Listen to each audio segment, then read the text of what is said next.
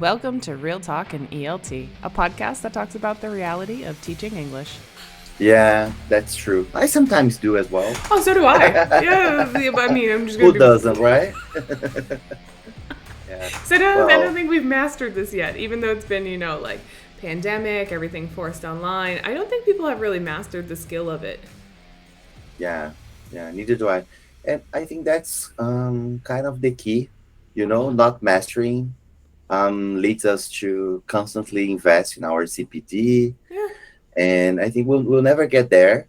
no. And it's kind of reassuring and comforting, even though it is scary as well, isn't it? I guess I would say, well, Wait, um, let me introduce I you. We'll start the podcast first. Hang on, because otherwise okay, sure, we're going to yeah. start talking and then I'll be like, oh, yeah, and my guest is... Are you ready? Sure, Okay, let's go for it. let's go. Okay, welcome back to another episode of Real Talk in ELT. I am here with Renan Lemes. Welcome, sir. Thank you for having Of me. course. Let me introduce you quickly, and then we'll get back into the conversation we're starting. Renan Lemes has been a teacher for 13 years, and over the last 6 years, he has been delivering online classes. He has a BA in English, Portuguese, and Literature, as well as graduate courses in teaching in higher education. Not going to do the Portuguese, but you can if you want. What is it? Sure. It is called Docência no Ensino Superior. Good. And current trends in education. Uh, Moderna Educação. Yeah, that's it. Good. He is also a Cambridge speaking examiner and holds the TKT, Celta, and the CPE. Welcome. Thank you. Thank you for having me once again. Of course, always. So we are friendly. This is going to get very casual. We'll try not to Yeah, devolve into our normal awesome. banter. But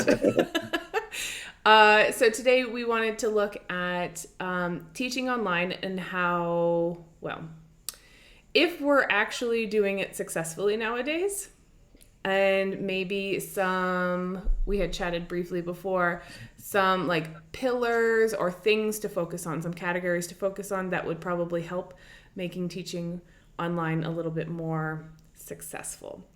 So, how did you start? Because you've been teaching online for 6 years, which is I very have. much pre-pandemic. So how did that transition work for you? Well, I'm currently based here in São Paulo, which is a huge city. And I started teaching privately, first of all, but then I used to go to students. And then with some of them, I would take like 2 hours just to get to their place.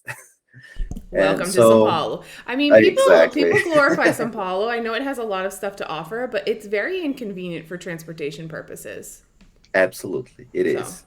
Yeah, my especially if general you're opinion. talking. It is a fact, unfortunately. Especially if you're talking about rush hours, right? Then it's even worse. So out of the blue, I came up with this amazing idea of giving it a try on online teaching with some of my learners. And at first, they were really reluctant, I have to say. But then it was something like, okay, shall we give it a try? In case you don't like it, we can stick to the old thing. But it turned out to be more successful than I expected. So little by little, I started transitioning with all of them. And then back in 2020, I used to go to Vila Olympia, which is far from wherever you think about here, just on Thursday mornings. So that would be the only face-to-face class I still had. But then I don't know why. In January, I decided that I wouldn't be going there any longer. And it seems like I was sort of predicting what would come, right? And the students turned out to accept giving it a try on online learning as well. And since then, I've been 100% working remotely from home. And it's been great, though lots of times it is also tough and scary. It still is, right? But I was really lucky. If you compare to teachers who had to just go for it overnight. I would say Oh, literally yeah, for like some of the them, right? pandemic was like, okay, we're shutting down, so now figure it out. Yeah. You Yeah, progressively went into it. Did you start on Skype like I did? I did. Yeah, For those of you who started with Zoom, don't talk to us. Skype exactly. is the I can't well, I probably shouldn't say, but it was the worst platform because it wasn't set up for that. It was set up for like work meetings. You couldn't really share a lot of stuff. The like screen sharing. So it was pretty brutal in the begin like years before Yeah, the pandemic. So I remember having to work with listening skills oh, with my mobile phone. So oh I would play the audios on my mobile phone, and I would do my best in order to have students listen to the audio with the best quality possible, right? yeah. Which was not good at all. No, and then it was like sharing files prior to the lesson, and then sometimes they couldn't access them, and then people weren't, I mean, some people, depending on who you were teaching, some people were okay with like cloud sharing and like document sharing online, but a lot of it was like sending an email before class so that they could download the materials or the audios or whatever you were working on. It was just not. Chaotic. It was so chaotic. I mean, and then Zoom Yeah, came along, and Zoom helped a bit. And I think most people, at least here in Brazil, most people use Zoom, right? I don't. I'm they a do. I'm a Google girl, so because everything's on Google for me, so it just seems easiest to keep with one platform. And Zoom is I quite agree. heavy. It is. And so was Skype back then. Oh, Skype was heavy on the computer. Yeah, the Hmm. application, meaning running the application, it was quite heavy, and Zoom is quite heavy still. It hasn't really become any lighter even after like post pandemic stuff. It's has a lot That's of true. capabilities, but it's quite heavy on the computer. So It's true. It's true. And then another challenge was dealing with students whose connection was really poor. So then, in order to have the classes actually work successfully, we would have to do it without the cameras on. And that's another extra challenge when it comes to building rapport with them and making sure their sense of achievement is there, or getting to know, because, well, the visual aid is really important for us, isn't it?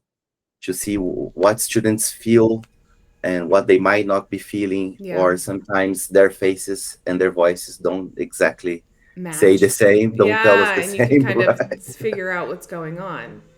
Well, Hmm. that actually leads us into the three areas that construction across the street. Perfect time for podcasting, always. Awesome. The kind of three areas that I wanted to touch on with you about trying to make online teaching as successful as possible. So we're kind of I mean, quote unquote, post pandemic now, right? I mean, things are open, everything's, running smoothly, but people continue to teach online and they continue to work online. And so, how can we, for those people who want to stay in the online environment, what have we learned and what are some like three areas that we should focus on? So we've narrowed it down to teaching presence, social connection, and cognitive stimulation. So we were just talking about the social connection. So what do you think are some like good practices for people to start because there's been studies, obviously, since the pandemic started that especially young learners, teenagers, and even some adults, but mostly that because they lacked a lot of social interaction with cameras off and things like that, the learning wasn't as effective, obviously. And so the social aspect of making social connection is super important. So can you speak a little to that or can we brainstorm together? Sure, sure, we can. Well, I don't have any groups, so I feel that makes things kind of easier, all right, when you're dealing with one student at a time only.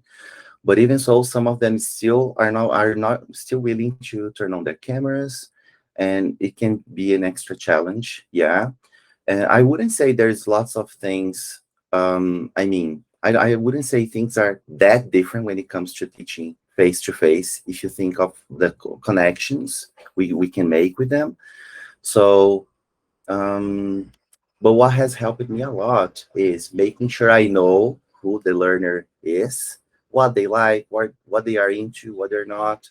Or whenever you mention something that has already been shared with you previously, I think it makes them feel they're special and they're there, right? They're not just one more student you have, and make things work in a smoother way, I would say.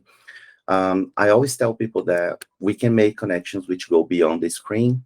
And last year on my birthday, I got some presents through iFood from students that I have never seen face to face, unfortunately. Yeah, because some of them don't Oh, live that's in the so same state. fun. Yeah, so not because of the gifts, of course, but Well, I also feel the gift that is very much yeah, appreciated. yeah, please do But send us also, if you're gifts, sending right? chocolate, feel free. Exactly. But I feel that it means there is a connection there, right? There is rapport as well. And with some of them, I have already had the chance to meet them face to face here in the city for some coffee or some dinner. It has already happened. So another thing that has helped me a lot, I always try to make sure I can provide my learners with a speak up group session at least on once every term, so that they have the chance to get to know other people, use their English with other learners from different levels and different backgrounds.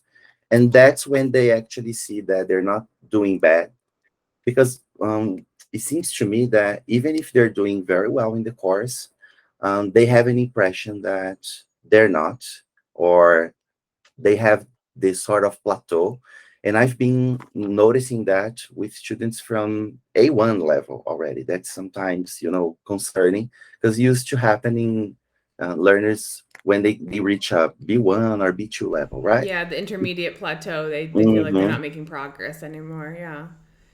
mm-hmm, mm-hmm. It But do you seems to think me it's it's been do you think happening it earlier. do you think it's because that people now when we're working online, it's very isolating. I mean, well, there's a couple things that I wanted to ask you about. I think Sure, that it's sure. quite isolating, like working online. Like I sit here in my office all day long. Sometimes my husband's around, but I'm just here and I'm on the screen and that's it. And even though I'm talking to people, it's really a different type of social interaction. And so it seems almost artificial. And it seems a little, how do I say this? Like, mechanical in a way. Like, I just need to get through this. I just need to get through the day. So I think sometimes maybe that also projects into their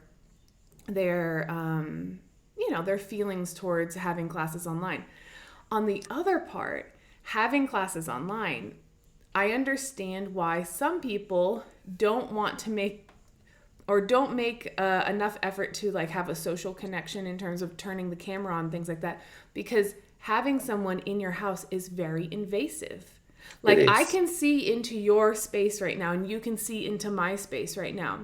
And just so people know, I sit here. My dog is here. Usually, you can hear her barking. There's stuff going on on my street because I live in just a normal, regular, middle class neighborhood. We have a person that helps us with a housekeeper, so she's here today. So of course, like you're gonna hear some banging in the background, and it's very intrusive because things about my life, and especially the dog, and and so you hear all of these things, and you can hear people talking in the background, and sometimes people don't want to share all of those intimate. Do you know what I mean? So it's isolating, but at the same time, it's invasive. And I think that's where learners have like, Brazilians are quite good about it generally speaking, because Brazilians are very like open people. But at the same time, there are people who are very private about what happens in their own homes. Yeah. Or they simply just want to have their classes wearing pajamas, and they don't feel like sharing that with you, right? It Which I happens, don't mind definitely. either. Like if you're in pajamas, and I mean, I've had students literally in the middle of class crack open a beer, and they're like, "Well, we're halfway through." I'm like, "Oh my god! All right, fluency levels going up. Here we go. Let's just drench in alcohol." But because they've had a long day and they're at home, so it's this weird. It is.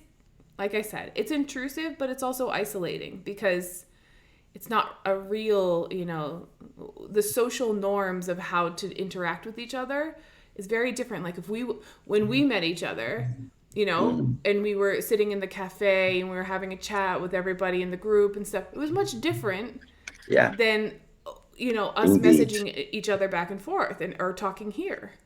It's true, indeed. So, with that in mind, I would say that leading and warm up tasks definitely play a very important role, an even more important role, I would say, if we're talking about online delivery, right? Online teaching, because that's what might be successful when it comes to making sure students are there with you and they are comfortable as well, right? So that the whole stuff takes place throughout the lesson, right? So Yeah. yeah, I think investing in effective, interesting, and good warm up or leading tasks is definitely paramount. And this kind of establishing that, because I've been observing a lot lately and seeing lots of people like give lessons, and sometimes we rush through this because lead-ins are 5 minutes or something like that. It's a super short amount of time, but it's really, really important. It And is. it's not, again, trying to stay away from that idea of this is a mechanical thing that I'm going through. Sometimes teachers get into the routine of not listening and just congratulating participation, right? True Like thing. True if I thing. throw a picture up on my screen and say, "What do you think about this?" or "Have you seen this before?" or "What vocabulary words come to mind?" or whatever lead in you decide to do. We're congratulating that they're actually just saying something and we're not actually listening to what they're saying. Hmm. Hmm. And you know, something that is quite interesting. I think variation is really important as well, in the sense of, are you always asking your students how their weekend was? Like with the question, "How was your weekend?" Then Yes. it's quite interesting that if you do that in different ways, chances are you will get different answers. But if you always ask them, "How was your weekend?" they usually say the same thing. So, for instance, I did some research on the internet and I found lots of ideas in order to deal with that. One of them was having students share emojis with you, and then you would have to guess what they did. And then you can do the same with them so that they can ask you questions, right? I On the love weekend. it. Yeah, like I like a love it as string the well. string of emojis, like because they've done that with song titles, right? Like in the past we used to do like song titles just with the emojis and you'd have to figure out what the song is. Exactly, That's exactly. fun. I It haven't heard is. of that one before. I'm gonna have to use that.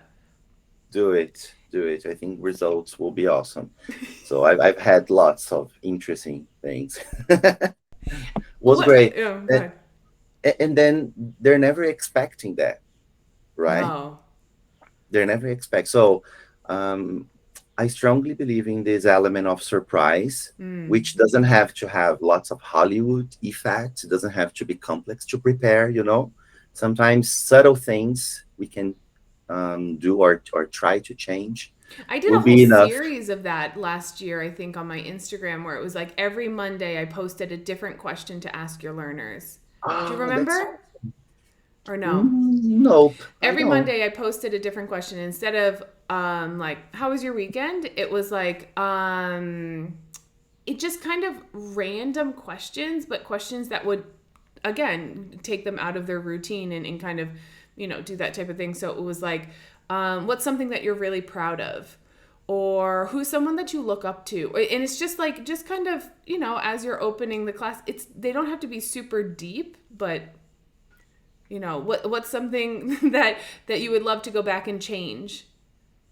That's awesome. Yeah, just something new. Just because then you also get like more insights into like what's going on with your students. So then you know them a little bit better, and if you find some article or random authentic material that might be appropriate for them, then cool, because you Mm-hmm. get like a little bit more information about them. Absolutely. Yeah. Yeah. Okay. Mm-hmm. Hmm. And I would say that by doing so, it can also provide you with chances to link what they're saying to the context of the lesson as well, right? In a more natural and in a smoother way. So yeah, absolutely. I think it's well spent time, right? It's never like wasted. Of Yeah. course, even though it doesn't have to last like 20 minutes, right? No, it doesn't have to last 20 minutes. And also it does but it also makes them a lot more comfortable with you. I feel like when I build some decent social connections with my students, because also I'm not my student's friend. I'm just going to put that out there.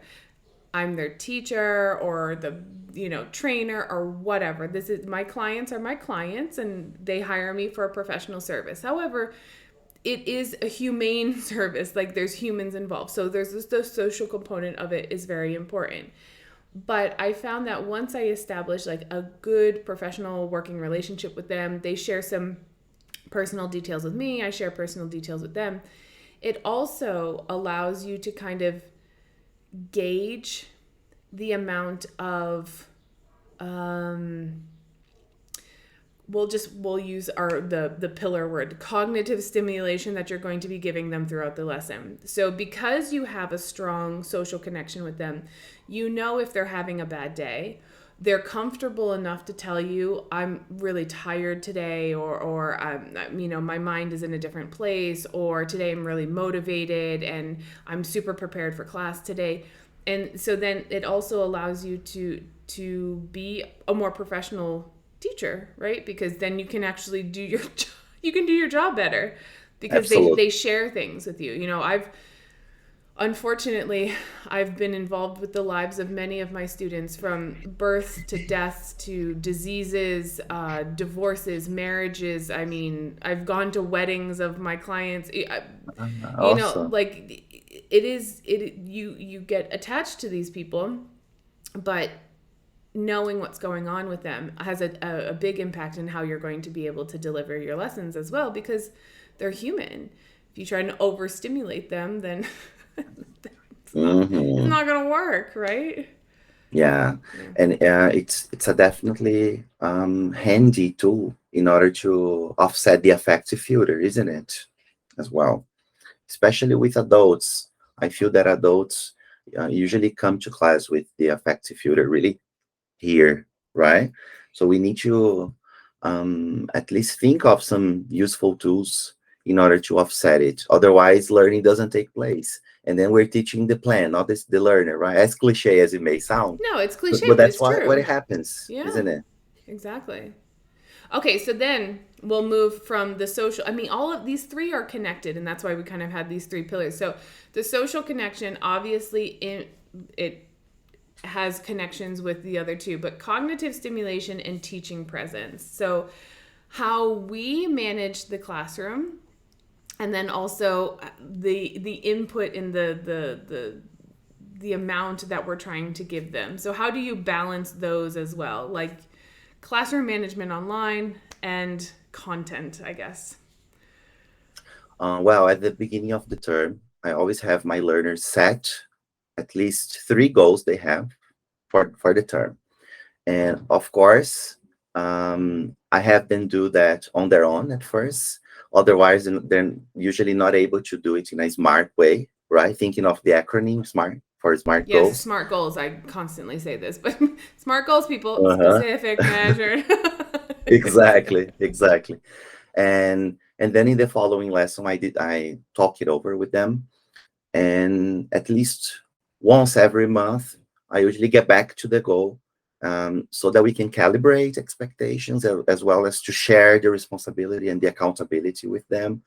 And I also believe it is very important to have at least one accountability moment at the end of every lesson. And so by asking them questions such as, okay, so what have you learned today in our lesson? And when you ask them, they will usually think of the grammar topic of the class, even if the class hasn't had anything focused on grammar at all. That's what they usually be focusing on. And that's the moment in which you can ask them, okay, but can you think of a real life situation where you could use it? And then they usually come up with things that we wouldn't be able to, which is quite interesting. Or um, come up with different tasks so that they can understand what they learned throughout the lesson and where they can use that in their lives. I feel that when we do that, of course, by making sure we do it in different ways, I feel it is very successful, and it helps them understand the stages of the lesson, of course, not in a technical way as we do, but it makes them see the whole thing as um, all stages as part of the whole thing, you know? Because I feel that when we don't do that, students tend not to link what they're learning, right? Like, okay, why am I doing that? What does it have to do with the text that we have just read or with the audio we have just listened to? So I feel it is important to share with them the whys sometimes, you know, why they're doing something or why we have decided to use that with them. And when we are able to understand their goals, it helps us devising tasks and thinking of the content, as you have just mentioned, right? Yeah, yeah. I was thinking like the more I don't know if I'm turning hippie or turning soft because I was in the beginning of my career. I was very like follow the rules, do it this way, step by step, and then like the more that you kind of get into education, you realize that it's a mess. It's super messy, and then but recently I've been really thinking about this idea of kind of the idea of storytelling almost not storytelling in a way that we have to tell them stories all the time and all of our lessons have to be related to a story, but when we think about like really effective presentation skills, it's usually because there's like a story arc, not Hmm. an actual story, but it uses that kind of framework, right? So there's the background information, da da da, you have the peak and then it comes down and everything relates back to everything else. And I think lessons need to have that as well, where people have kind of the orientation. Obviously, we see it as like lead ins, warm ups, things like that, lead ins, right? And so we have the orientation and we know where we're going. And then there's, difficulties and challenges along the way and things progress. And then by the end, we see the purpose of what we did and we can reflect back on the whole story. So it's kind of this weird arc that we need to follow every time. And if we don't do that in a way that students can see the relevance in their lives, or I like what you do too, because I do a similar thing, see the applications in other areas, they're going to be less cognitively engaged and pay less attention, have less focus in the class because they don't see why it's going to benefit them. They don't see it. It's like, okay, we can do this, but I'm just doing it again mechanically because I'm paying for the lesson, not because, oh, this makes sense because I can also use it here and this is going to be helpful for me when I do this. Exactly. So, of course, it is a challenge, but I always try to make sure that they understand that what we're doing is somehow connected to the goal they have previously set for themselves, right? So, I like using textbooks, and I think it is easier to choose a very good one and then adapt it to the students we have, right? But it is also challenging to do it when learners have different or lots of different goals because, well, textbooks definitely don't live up to all of our expectations, but what does, right? Like if you decide to go, Nothing in my yeah, life. I got high exactly. expectations.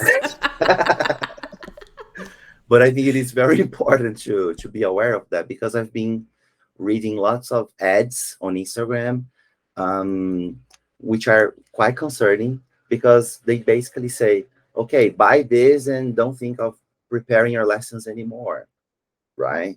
Save up time. Everything you need is this set of slides here, and then you will be I've happy seen them forever, too. right? Yeah, they're creeping And in. and it doesn't matter how amazing the materials are. Some textbooks are awesome as well. So I think that when we think of teaching and teaching online, preparing the lessons is still there. I'm sorry, regret to inform you, right? It doesn't have to be like 1 hour to prepare a 1 hour class, but anyways, we still have to think of preparation. And especially when it comes to the online environment, it's not just delivering the same class we would face to face. And it may seem to be obvious at this point, but I guess it isn't. As you said, lots of people have still been struggling with online teaching, right?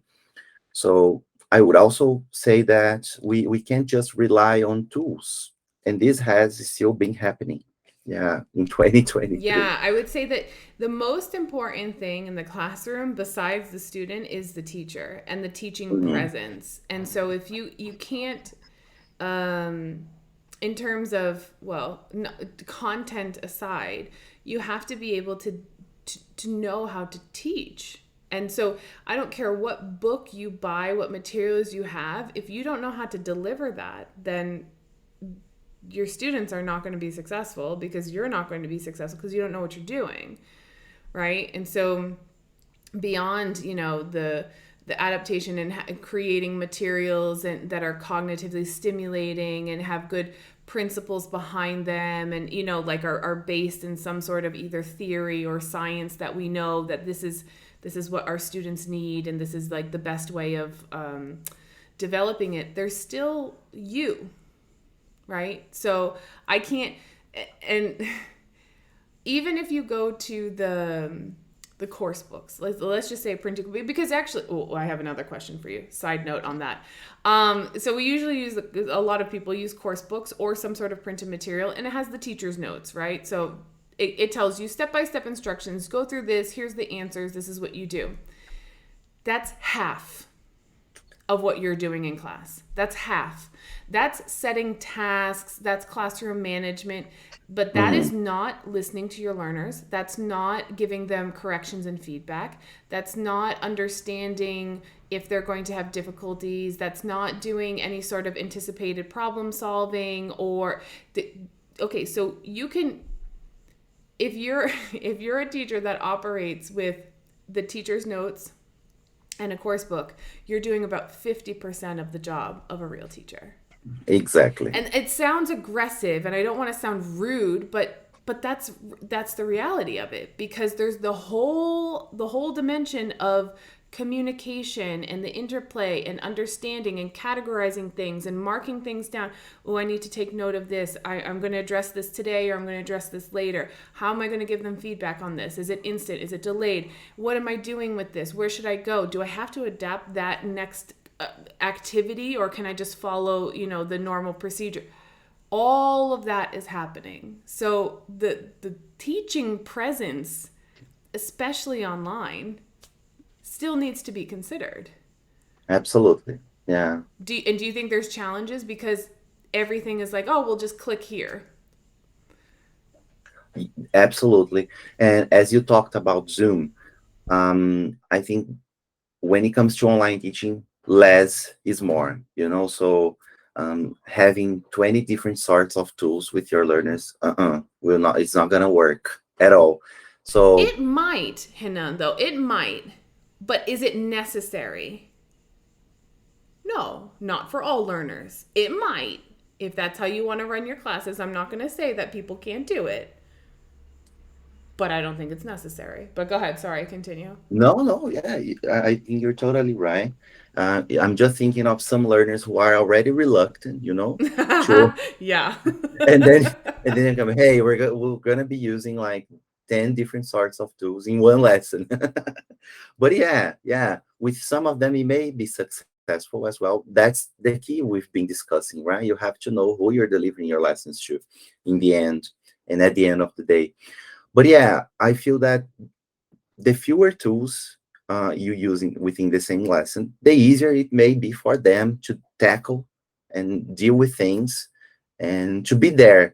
Because we need to remember that, okay, even though we are connected through the internet, their WhatsApp notifications, Instagrams, or all sorts of social media notification will be there popping up, right, every moment. So if they're not really engaged in what you're doing, uh, sometimes we don't even notice, but they're not 100% there with us. Their bodies are there, right? Oh, well, yeah, and you said it perfectly too.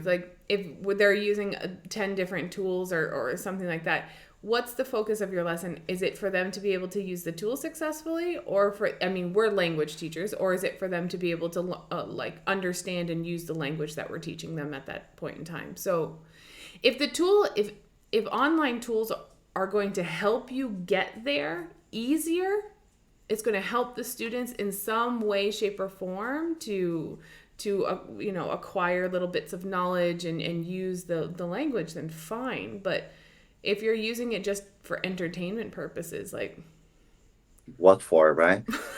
I'm And not it a comes clown. to, I mean, I am a clown. we may be, right? But I'm not an entertainer. I'm a teacher. Yeah. Yeah. Oh my. You know, when I took the Celta, my tutor used to tell us, guys, we're not, how did she say it? What did she put? She said, we're not um, be faithful and chill, you know? Be faithful and chill, Oh, entertainers. the like, they're like party clowns, right? Like the party, like, Exactly. I don't even know what they're called, to be honest. Where you go to kids entertainers, like party entertainers. Yeah. Awesome. Yeah. We're Yeah. not, No. right? We shouldn't be. We shouldn't be. And well, it leads to something that Tamiris from Simplifica, she introduced me to this concept of the SEMAR model. Have you ever heard of it? I've heard of it, but please explain. Yes, break it Wow. down. It is basically a theory which was developed in order to help us understand whether we're using tools just for the sake of using them because they're beautiful, cute, trendy, and technologically interesting, or how to use the very same tool with a true pedagogical purpose. And do we know what we are using and what we are using it for, right? Are we making sure students are also aware of that and they also see the purpose of doing it? Because if you make up your mind on doing something that could be done the same way with a piece of paper, but you're doing it with Google Docs, for instance, it doesn't make any difference. You know, we shouldn't be doing it if that's just for the sake of telling students we're using an online tool. So I think if we delve into the SEMAR model, that's SAMR, that's an acronym. It may be very helpful to help us understand whether we're using the tool successfully or not, right? And when I say successfully, it doesn't mean that, okay, are we doing it right? Not right in the sense of doing a test, but in the sense of making sure we are actually doing our job well, which as Yep. a consequence will lead to students internalizing things, Hopefully. right? Right. Yeah. Yeah, no, it's an interesting model. It's something that people definitely should look into and be reflective of. A lot of times we're not reflecting on why we should do these things. All of this AI and Chat GPT and what was the other one? DALI and things like that. I mean, all of this cool technology is coming out. Great. But are you using it with some sort of purpose? Like, is it going to help your learners actually learn? And if not, then why are you using it? Um, Speaking of that, because we're kind of talking on the teaching presence, when you give your classes, twofold question. When you give your classes, what requirements do you have, or how do you set expectations of what the students should have? Because sometimes I give them very specific instructions and say, you need to be on a computer and you need to have a notebook ready, because not I'm going to have slides and projections and things like that. You'll have visuals so that you can accompany, because that's my virtual board, but you're going to be taking your own notes, and then sometimes we're going to be using some digital stuff. Do you also give this? And the second question, so like that's one. The second question related is, because I know that you teach a lot for exam classes. How is I it the do. same or different? Because exam classes are something very specific. So it does the social connection, the teaching presence, does that also change? Because it might. Yeah, absolutely. Well, first of all, I do use lots of Google tools with them, and I love the fact that they're all collaborative. So I always have feedback slides, at least one every class. So one of the slides is for presentation, and the other is for feedback, right? And I have students work with me in the feedback slide. So, for instance, let's suppose they come up with questions on vocabulary. Uh, Depending on the student's level and profile, I'll have them look up the vocabulary by themselves, and I'll have them type it in the slide. So, because this helps me make sure they actually know not only how to pronounce it, but also how to spell it, right? And even though I tell them that online feedbacks will never replace taking notes by handwriting, I've read that neuroscience has proven that the percentage of chances of internalizing new things when we are taking notes by handwriting increases a lot compared to when we're just typing, which is quite interesting. Yeah, there's some sort of connect. I'm not sure on the statistics. I haven't really read about it, but there is like a connection between like the motor skills and like it processing. Yeah. It I always, does. It does. whenever they're doing activities, I have to be honest, a lot of the activities, I have them take notes on it. And because it's quicker, it's faster, sometimes the technology slows them down, and I don't want to deal with the whole processing of like opening a doc and sharing it. To be honest, if you're listening for something and you need to order A, B, C, D into 1, 2, and 3, just note it down on a post-it note. It's fine. It's if you want to record it afterwards and put it into a whole thing and have that.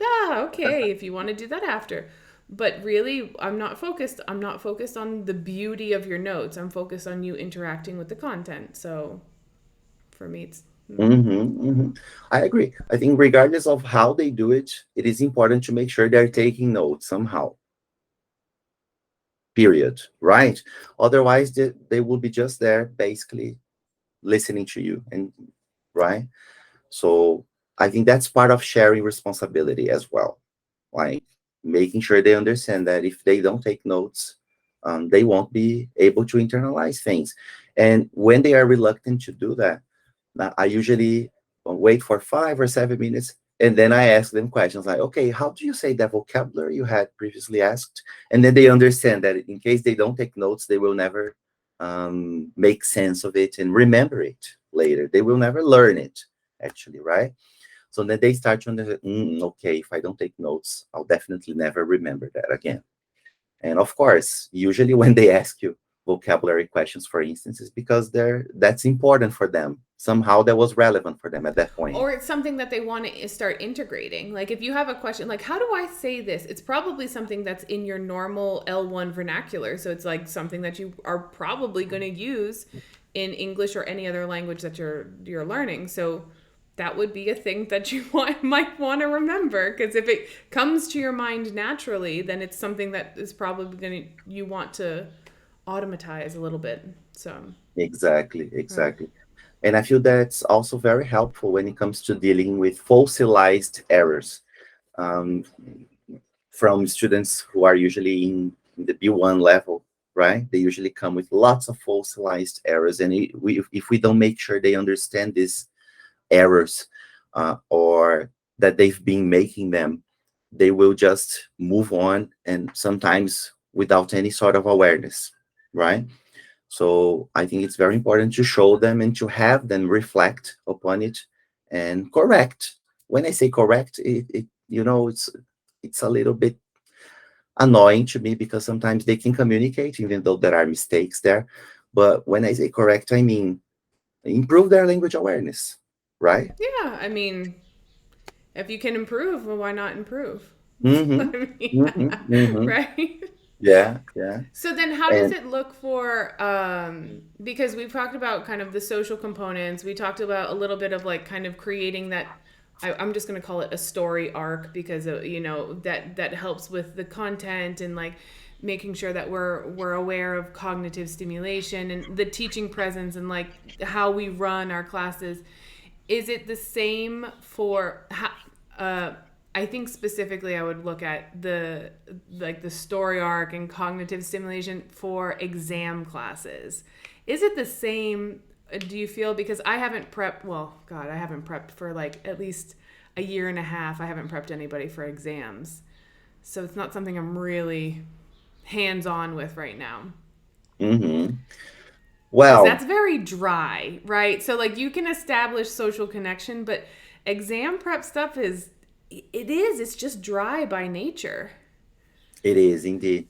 And especially because learners, when they reach out to you interested in exam prep classes, they usually they are not willing to spend lots of money. They're willing to take like, okay, I just want to know what the test works like, and whether I would pass it or not with the score I need. And then mm, they're willing to have 4 lessons, 6 mostly, and then leave you alone forever after that. So what I feel that can be helpful is getting started with the speaking part of the test, because that's when, like it or not, they'll be sharing lots of personal information with you, and then you can use this, as a tool in order to connect with them a bit faster as well. You can also make sure you integrate some fun and funny elements into some moments of the lesson. And I think that it can be helpful in order to break the ice. And then you go through the other aspects of the exam as well.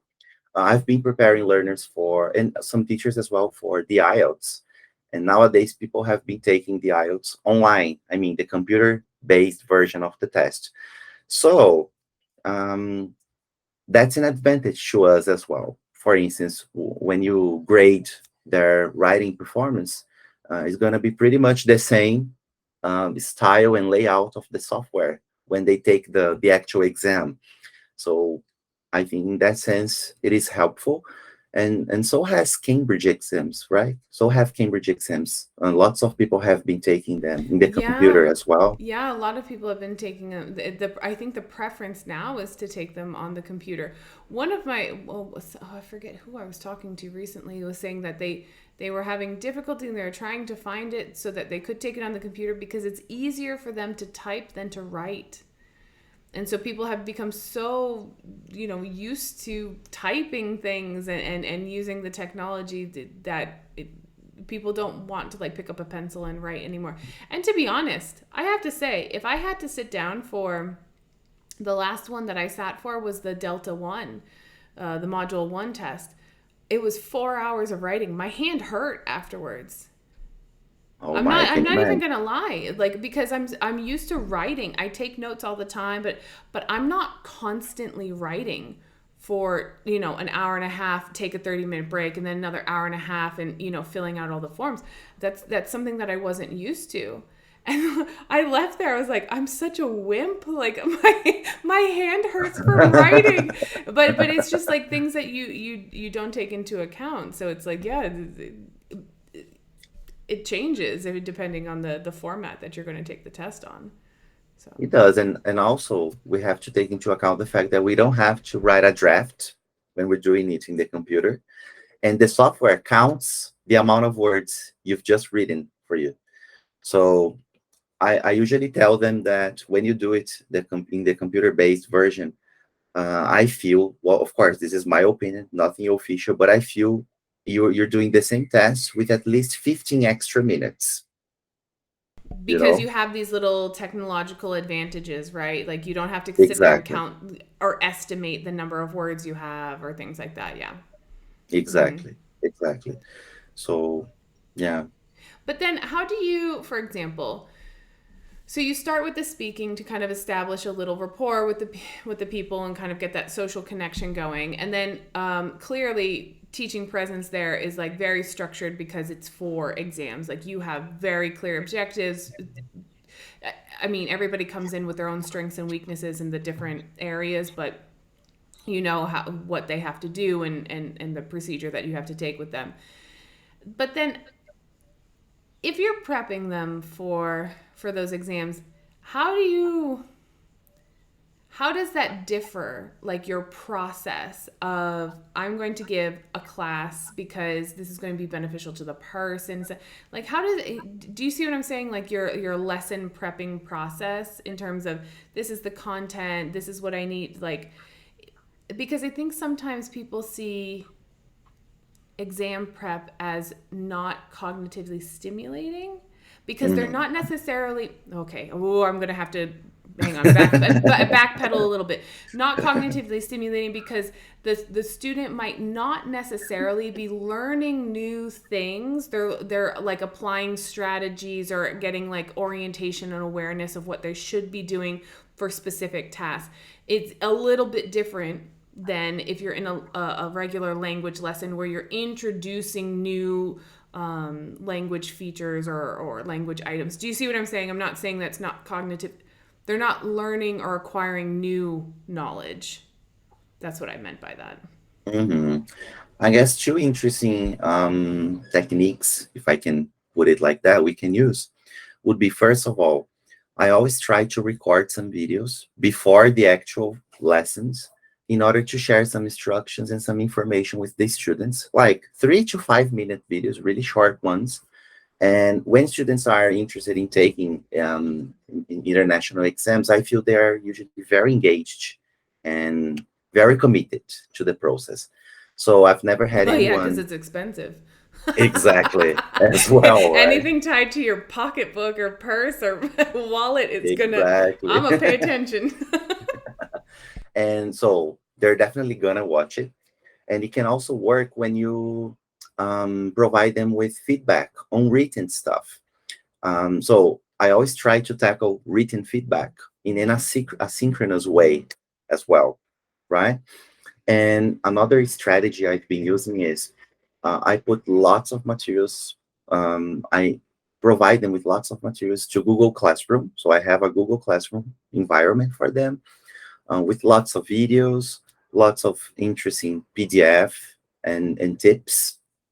And I feel that by providing them with these extra um, tools, you you sort of enable them to understand they have new things to learn, which are not only connected to the exam itself, and throughout the actual class, the synchronous class, I think it is very important to have a feedback moment as well, you know, on language, on skills. Even if you're working on reading, for instance, I think there will always be some sort of room for feedback on language, on social skills, on writing as well. Why not? Because in the end, all of these skills are connected, aren't they?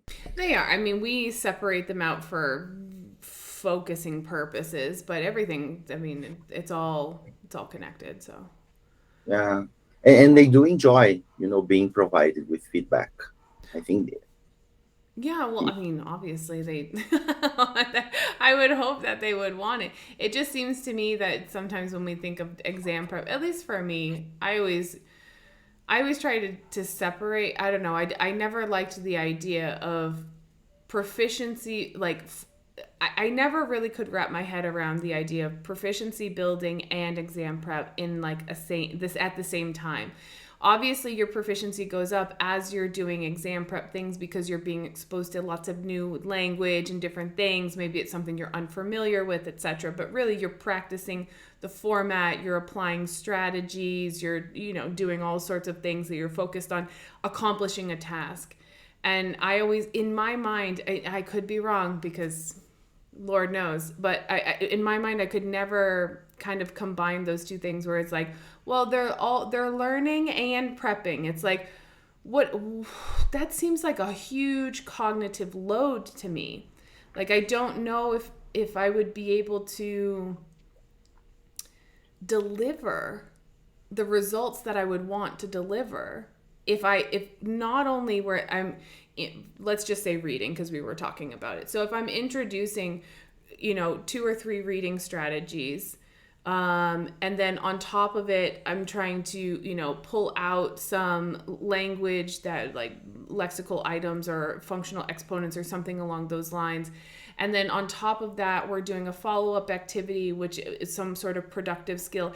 And I'm also trying to focus on, the technical aspects of the test. And I felt like it was just, I don't understand how some teachers, and maybe it's just because I'm not skilled at it, but I don't understand how some teachers can do all of that at once. I feel like for my students, for me, it's a lot to manage all of those components and to make sure that they're doing them well and doing them to the best of their abilities and practicing and reflecting metacognitively speaking. Like, did I use this strategy correctly? Was my focus somewhere else?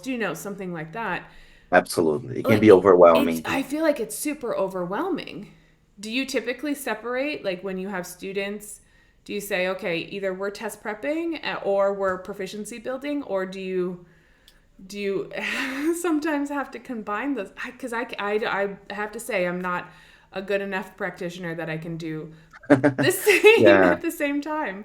I do try to combine them, but I also try to share the responsibility even more with the learner. And how do I do that? Let's say I remember one class in which I had been working on reading skills, and then I noticed that students struggled with the final ed sounds, which Brazilians usually do, right? So talking about simple past, regular verbs in the simple past. So then um, I decided to save the last 10 minutes of the class in order to work a bit with that. And I had her record me some sentences on through WhatsApp. And then in the following lesson, we had a follow-up task in order to make sure she was more aware of how that worked, and she would be able to internalize it a little bit more. But then it is also a process. So I don't think it is, depending on what you're working on and what you identify as a need for them. I don't feel that it's something we'll be able to work completely on in one, two, or three lessons. And then as a consequence, I feel that some of the learners who reach out to you interested in taking 4 lessons just to get ready for the exam, they may be encouraged to actually buy more, have more lessons with you, because they will notice, okay, I need to get ready for the test. I need to pass the test, but I still have lots of things to work on and develop when it comes to English as a whole, right? Yeah, I'm not saying that it's like impossible. I just found that I struggled with it because it wasn't something that I wasn't so comfortable, just kind of raising awareness, maybe having one moment to for them to kind of use it, and then moving on, because It is too because much. right. And so but also I've been working, the people that I work with, I typically work for them with them for longer periods of time, because they have more midterm to long term goals. And so there's a lot of, refining of their productive skills and being able to do these things, and so in really kind of internalizing everything. And so I think that maybe it's just because of a deficiency of mine that I'm uncomfortable with Wow. saying, okay, here's the raise the awareness, you need to work on this, let's practice it once, and then but we really have to focus on something else, because I don't know, it was that was one thing that I always struggled with dealing with test prep courses. I was like, Oh, but I would really love to like just have, a couple weeks to work on that, and so that they feel really comfortable. Because one of the things that I noticed when I worked with it for a few years. I think it was in 2000, gosh, it was probably like 2015 to 2021. So I worked with test prep for like 6 years, like all levels, like lots of that. I guess this was the feedback that I got. My students would go and they would take the test. Most of the time, I had actually a pretty high success rate with like them passing, and they would get the certificates and things like that. But every time they would come back, I would say, "So how did it go? Tell me about it. What happened? What do you feel confident about? What did you feel not so confident about?" And every time they would come back and they would say not confident about some sort of usually productive mm-hmm, skill, because that's mm-hmm. most of the time it was productive skills, but sometimes it was like grammar and language and receptive skills. And they would say it was irritating to me because after it happened, like after the session, the specific part of whatever test that they were taking, they, as soon as their adrenaline kind of came down, they remembered and they knew what they were supposed to do, and they was like, I messed that up, I made a mistake. And that's what was frustrating for me, because I knew every time that my students would go into things, sometimes I didn't have enough time to really kind of deal with that issue or whatever they had going on, or really kind of hammer that idea home so it's automatic in their head. and and then they would leave frustrated because they knew what they were supposed to do. They were stressed and tense at the moment, and then they walked away feeling frustrated because their performance wasn't, they knew what they would have to change of their performance to get a better Mm-hmm. grade, or to get like to feel more secure about acquiring the certificate. So I think that's why I always struggled with that. Yeah, but you know what? It seems to me that the fact that they noticed that, even though it was afterwards, Yeah. I guess it is really strong evidence that you did your job very well, you know, and it was basically dealing with the affective challenge of when it comes to sitting a proficiency exam. Even in Portuguese, some people struggle with sitting exams. I'm one of those, you know. I get really anxious when I Oh have yeah, to sit an I don't exam. like sitting exams either. I'm not a huge fan. And I also feel that you were just taking into account your learners, the learners you were teaching and delivering your lessons to.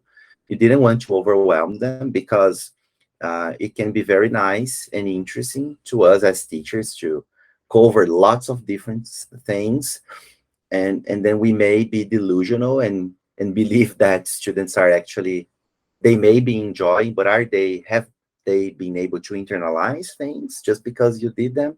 So I think what you did was like you delivered the lessons to the learners, not to the original plan lots of times maybe. And I this is know, what but we have to do. I still struggle with it though. I have to say, and like I think it would be even harder online. Just having to manage that because one of the things, and then we can I'll ask you about this and then we can wrap it up. But one of the things that I For have sure. noticed was that teachers that teach online for regular courses or ESP courses or whatever tend to overload their learners with like lots of stuff, and they don't really respect the idea that this whole process is going to take a long time, lots of dedicated hours. And so how do you try and prioritize things for your learners and have that conversation that touches on kind of the three, like this is, you're organizing it for them, but then also you have to make the connection with them, but also you have to worry about how much uh, stimulation we're giving them and how much information. So I guess we can kind of end on that. It's online, it's a tendency just to have overload. So how do you structure things for yourself and your learners? I guess I guess it is a quite big challenge, isn't it? So I think basically we should take into account the students' needs, which sometimes they're not aware of, right? Lots of them, as well as their expectations, so that we can calibrate that in a more realistic way. And also the little and subtle choices we make throughout the term and throughout the year. They will play a very important role when it comes to the whole process, the whole thing. So trying to make sure we also internalize this concept of less is more when it comes to preparing and to making our choice on what we're doing, what we're using with them. And I also feel that it is very important to share responsibility because even adults, especially adults, if we don't do that, yeah, chances are it will all come to the teacher, right? Successful or whether we are successful or not, whether they feel they're learning, because sometimes they also feel they haven't learned much, even though we know they have, right? Throughout the lesson or throughout the semester. So maybe it is a blend of these different things. What do you think? Yeah, no, I'm constantly revisiting and like updating and thinking about these things. Like, okay, so establishing social connection, I feel relatively comfortable with. I think most teachers are social creatures, so that's fine. So we can kind of establish. And there's Hmm. certainly the tips that you shared today were good things like, oh, this is some other ways to establish social connection, but that's really important. We can't do it mechanically. When it comes to like teaching presence, I agree with you in terms of how we're administrating, how we're developing courses. We need to think about what is effective, why am I using this, prioritizing things, not overwhelming people, constantly checking in on needs analysis and going back to that. So, really, just good pedagogical practices, right? Like, this is what you should be doing as a teacher, especially if you're a freelance teacher, you have private clients, they're spending probably a little bit more money than they would be spending on, courses at franchises and stuff. So if you're taking people's money, then act as if you're a professional and give your classes in an appropriate way. But in terms of the cognitive stimulation, I'm always kind of thinking about that and saying, well, okay, so I have my plan and my priority, and what's the best way of delivering these types of things? Like, what's going to be, because we have these moments of like high stimulation and like all our cognitive processes are working at the same time, and, you know, focus and attention and all of that good stuff. But then also you need to have lulls and you need to have reflection. And I think that's the one that after working online for years, and that's the one that I still think that we have to start looking at a little bit more in depth. Like, I think the tools and stuff and like classroom management we've talked about. Social connection, people have talked about a lot. But in terms of what does it really mean to have a learning cycle, and what should be in that learning cycle, and thinking about content and activities and the types of interactions that students are having. I think that's the one that is like still not really hammered down yet. Yeah, I agree. So maybe we should invest in metacognitive skills, right? As time goes by, maybe coming up with better questions, questions which are not directly connected to the language themselves. And in one of the courses I took, the professor said something really, really interesting and insightful, which was, okay, why not, instead of assessing students' answers, why don't we start assessing their questions as well? Because lots of times, the kind of question students come up with are able to show us how much they have processed things and how they actually learn or not, right? So sometimes their questions can be even better than their answers. So maybe this Yeah. is some food for thought, right? Yeah, I talk about this a lot, and I tried to integrate some of that. I mean, I'm probably not great at it, but I tried to integrate some of it. Is like, if we're correcting their answers, how did you get there? What did you focus on the wrong things, and why do you think you got distracted by that? And helping them realize, oh no, yeah, I got distracted by this, and it's like praising that they can reflect accurately and say, oh, I got distracted by this, so next time I'm going to really try and focus on, you know, something, whatever keywords or whatever they're trying to focus on. But I think, yeah, the more that we see language, because we're language teachers, less like accumulation of facts and more kind of a process of dealing with new and interesting situations. I think that that's probably going to be the direction. And it's not to say like the stuff in, because a lot of teachers go with the Bloom's taxonomy, like, oh, if it's just remembering and memorizing, that's not a good thing. No, some things you have to memorize, but we have to go up and down. It's not like a pyramid anymore. It's like we have to go up and down and see, you know, like sometimes I have to do this, sometimes I have to do that, but students have to know which one they have to do. You know, that, so that's, it's kind of, I don't know, teaching the person, not necessarily always the content. The content is there, but yeah, those, you know, past participles, you just got to memorize them. There's no way around it. Exactly. Like there's no way of like, oh, I'm gonna think of a really cool application of past participle. Like, no, you just gotta memorize it and that's it. Like, that's done. Like the irregular verb list, it's there. That's what it is. So it's not those competencies are bad. It's just like we have to go up and down those different action words, I guess. So, Yeah. any last tips for anyone who wants to continue online and try to be successful as a online teacher? Yeah, absolutely. I think you need to embrace your vulnerability in life, but as well as when it comes to online teaching.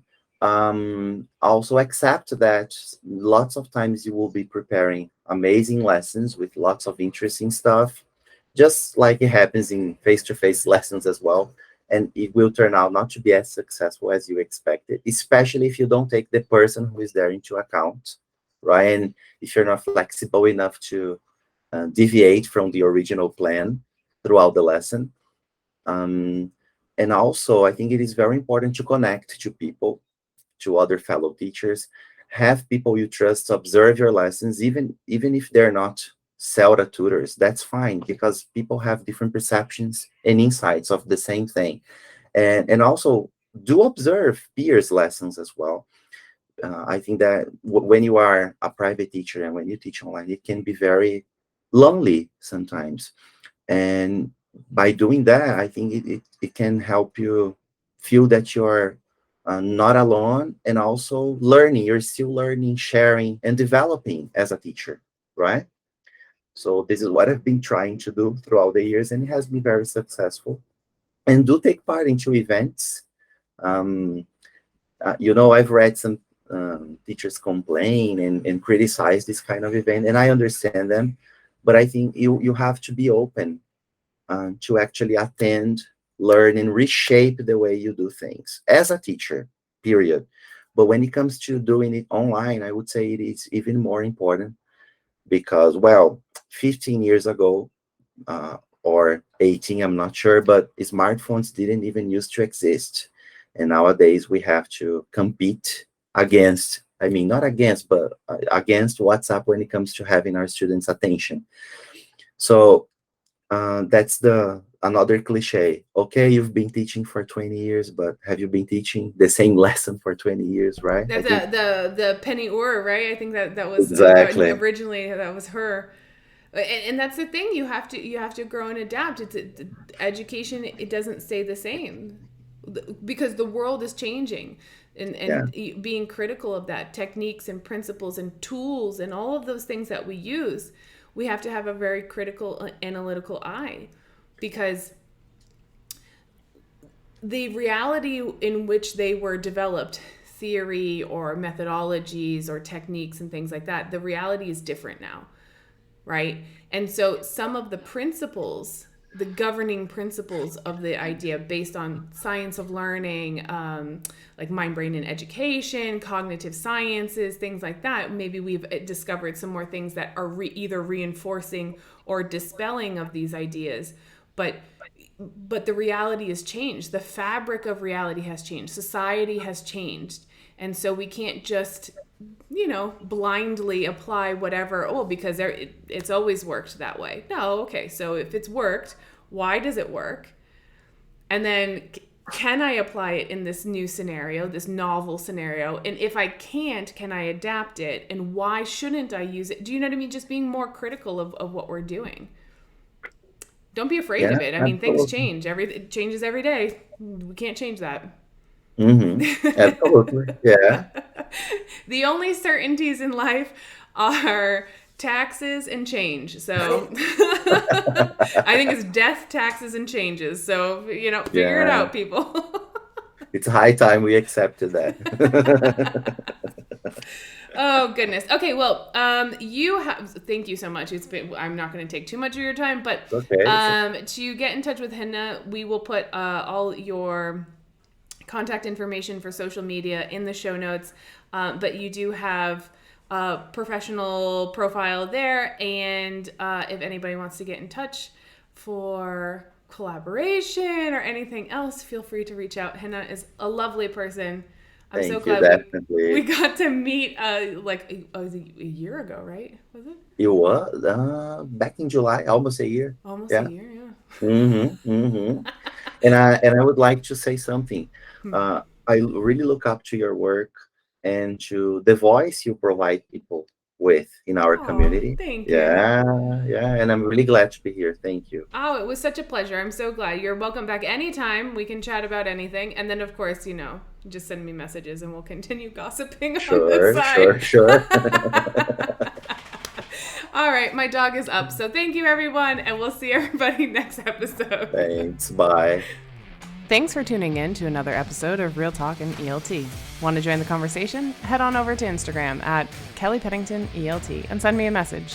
Be sure to subscribe to my YouTube or Spotify channel to stay up to date. And of course, take care of yourself, your health, your vibe, and your tribe. Until next time.